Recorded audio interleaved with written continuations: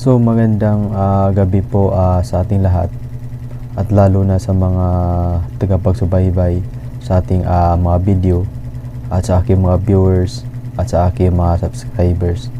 Magandang gabi po sa ating lahat. So bago po tayo magpatuloy mga par sa ating video reaction, paki-subscribe naman mga par upang palagi po kayong updated sa mga video reaction natin. So ngayon mga par, si Vice President Sara Duterte rumispak mga par.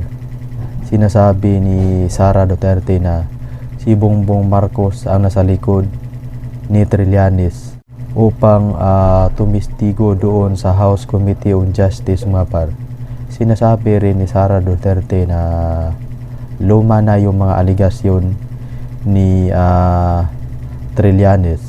At sinasabi rin ni Sara Duterte at sinasabi rin mga par sa kampo ni Sara Duterte na hindi sila humarap sa House Committee on Justice. Doon na sila humarap sa Senado mga par kung sakaling aakyat ang impeachment complaint doon sa Senado. So panoorin po natin mga par yung video. Junior Umano ang nasa likod ng pagpapakulang kay dating Senador Antonio Trillanes IV para tumistigo laban kay Vice President Sara sa impeachment hearing dyan sa mababang kapulungan ng Kongreso. At iginiit po ni VP Sara na luma na itong mga naging pahayag ni Trillanes at ang tanging nagbago lang ay ang makinarya sa likod ng dating senador. At sa kabila nito, wala nang planong dumalo sa impeachment proceedings sa Kamara si VP Sara at tiniyak na lalabas ang lahat ng kanilang argumento at paliwanag sakaling i-transmit na ang articles of impeachment sa Senado bilang impeachment court. Kunin natin ang live report ni DJ Mendoza. DJ. Alex, tama ka sa inilabas sa pahayag ni Vice President Sara Duterte ukol sa naging pagdinig ng House Committee on Justice sa impeachment proceedings sa Kamara kahapon. Iginiit ng pangalawang Pangulo na malinis ang kanyang service record. Sinabi rin ng Vice Presidente na ang lahat ng kanyang ari-arian ay kanya na ring o kanyang idineklara sa kanyang Statement of Assets, Liabilities and Net Worth o sa kanyang SALN. Pinalagan ni Vice President Sara Duterte ang mga naging pahayag ng mga resource person sa impeachment proceedings sa House Committee on Justice kahapon. Sa pahayag ng pangalawang Pangulo, binueltahan nito ang mga alegasyon ng dating Senador Antonio Trillanes IV. Ayon sa nakababatang Duterte, walang nagbago sa naratibo ni Trillanes. Ang tanging nagbago anya ay ang makinarya sa likod ng dating senador. Dagdag pa ng pise, ang Pangulong Bongbong Marcos Jr. raw ang nasa likod ni Trillanes. Puwelta pa nga nito, walang katotohanan lalo pat ang mga miyembro raw ng Kongreso ay napaulat na tumanggap ng mali-maletang pera. Ang COA na timing ng paglalabas ng Notice of Disallowance sa paggamit ng confidential funds ng pangalawang Pangulo na magagamit bilang political attack. Ang bagong talagang AMLA officer na tikom ang bibig at hindi nagbibigay linaw na wala namang paglabag sa anti-money laundering law ang kanilang natuklasan sa accounts ng VP. Paliwanag naman ng tumatayong Defense Counsel ng pangalawang Pangulo na si Attorney Michael Poa. Mali ang presentasyon at pagkakaunawa sa tanong na bakit tila may bilyong halaga ang pera sa mga accounts ni VP Sara na nakita ng AMLA. Doon po kami nanggagaling sa how is an AMLAC report presented. Diba? It is the aggregate of all, ang tawag na nila ay inflows and outflows. So, lahat ng deposit, lahat ng withdrawal, ina-add nilang lahat yon. At least yun yung posisyon namin sa reports ng AMLAC. No? Na ina-add lang nila lahat yun over a span of 18 years. So, it doesn't give us a clear picture kung magkano pa talaga yung pera na nasa bangko. Pag ina-add mo yung lahat over a span of 18 years, talagang magiging malaki yung amount, magiging bloated. No? Ipinaliwanag rin ni Poa ang dahilan kung bakit walang idineklarang cash o bank deposit ang bise sa kanyang SALN. Yan ay mula sa taong 2019.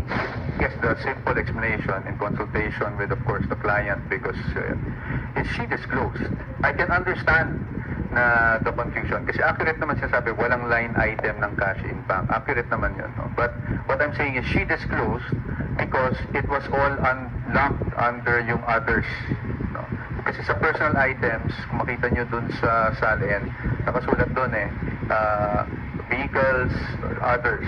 Giit pa ng kampo ng pangalawang Pangulo, di raw sila haharap sa impeachment proceedings sa Kamara. Pagtitiyak ng kampo ng bise, lalabas lahat ng kanilang argumento at ebidensya sa panahong iaakyat na ang mga articles of impeachment sa Senado bilang impeachment court. Ayon pa kay Atty. Michael Powa, hindi daw dapat isinasama sa diskusyon ng ebidensya ng mga SALN ni VP Sara sa mga taong alkalde pa ito ng Davao. Hindi raw ito saklaw ng impeachment dahil hindi pa naman pangalawang Pangulo si VP Sara noong mga panahong iyon. Sa usapin naman ng Notice of Disallowance ng COA ukol sa paggamit ng confidential funds ng Office of the Vice President, sabi ni Powa, hindi pa raw pinalang desisyon dahil iaapela pa nila ito sa Korte Suprema. Alex, na matanong naman ng media kanina kung kamusta si Vice President Sara Duterte sa kabila ng mga sunod-sunod na mga naging pahayag at testimonya ng mga naging resource person sa Kamara. Sinabi ng kampo ng Vice President Sara Duterte, business as usual ang pangalawang Pangulo at ginagampanan pa rin nito ang kanyang trabaho. Balik sa inyo, Alex.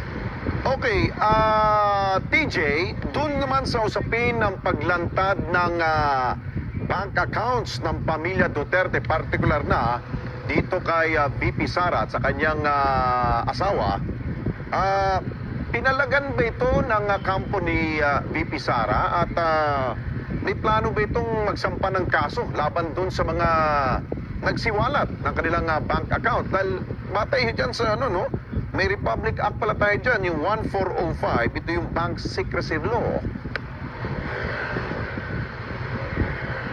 Alex, tama ka, no? Pinalagan rin nila yung mga naging testimonya, lalo na nung naglabas ng bank records din, maging yung asawa ni Vice President Sara Duterte na si Man Scarpio. Ang sabi ng kampo na Vice President Sara Duterte ay sakali man na makikitaan nila ng dahilan para iakyat dito sa Korte Suprema, ay question din nila yung mga naging hakbang ng Kamara para idaan sa legal na proseso yung pagkikestyon nila sa jurisdiction ng Kamara dun nga sa isinasagawa nilang mini trial. So, tama naman yung ginagawa ni Sara Duterte.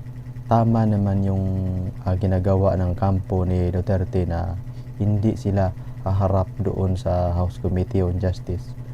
Doon na lang sila umarap sa Senado, mga par, kung sakaling makaakyat doon sa Senado yung impeachment complaint.